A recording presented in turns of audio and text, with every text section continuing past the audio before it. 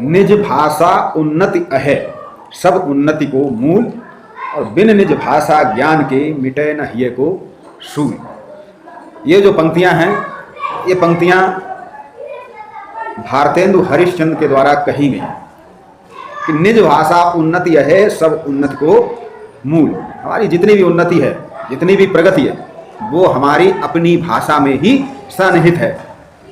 और बिन निज भाषा ज्ञान के, यदि हमें अपनी भाषा का ज्ञान नहीं, तो मिटे न हिये को सूल, तो हमारे हृदय का जो कष्ट है, जो पीड़ा है, वो मिट नहीं सकती। तो आज है 14 सितंबर, और आज के दिवस को हम लोग हिंदी दिवस के रूप में मनाते हैं। 14 सितंबर 1949 को हिंदी भाषा को संविधान की राजभाषा में स्वीकृत किया गया, 14 सितंबर 1949।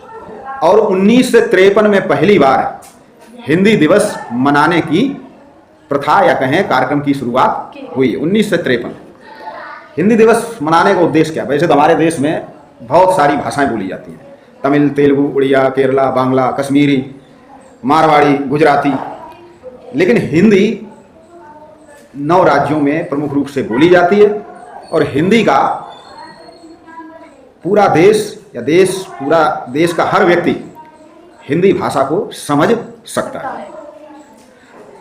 हमारे देश का भौगोलिक विस्तार कश्मीर से कन्याकुमारी तक और गुजरात से अरुणाचल प्रदेश तक है।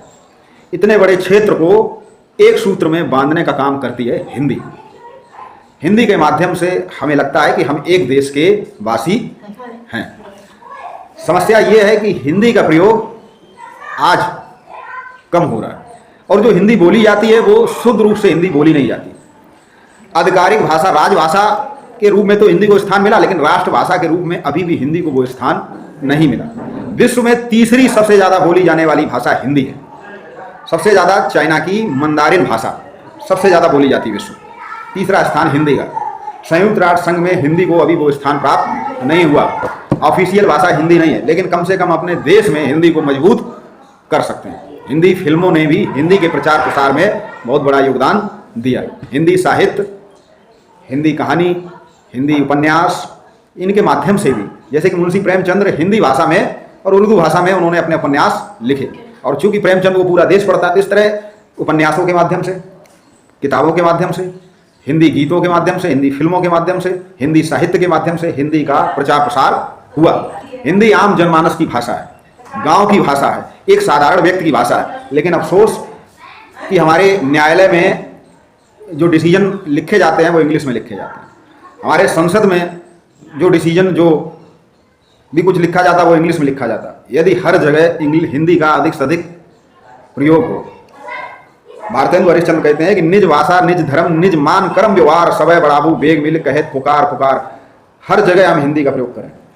वो कहते हैं कि अंग्रेजी पढ़ के यद्यपि सर्वगुण होत प्रवीण, अंग्रेजी पढ़कर माना कि हम बहुत योग्य समझे जाते हैं। आज अंग्रेजी मीडियम जो स्कूल है, इंग्लिश मीडियम स्कूल, हर कोई चाहता है कि हमारे बच्चे इंग्लिश मीडियम स्कूल में पढ़ें। ठीक है, इंग्लिश मीडियम स्कूल में पढ़ते हैं, लेकिन वो शुद्ध हिंदी नहीं बोल पाते हैं। और वो इंग्लिश मीडियम स्कूल में पढ़ने के बाद जो आम लोग हैं, आम जन के लोग, उनसे घुल मिल नहीं पाते हैं।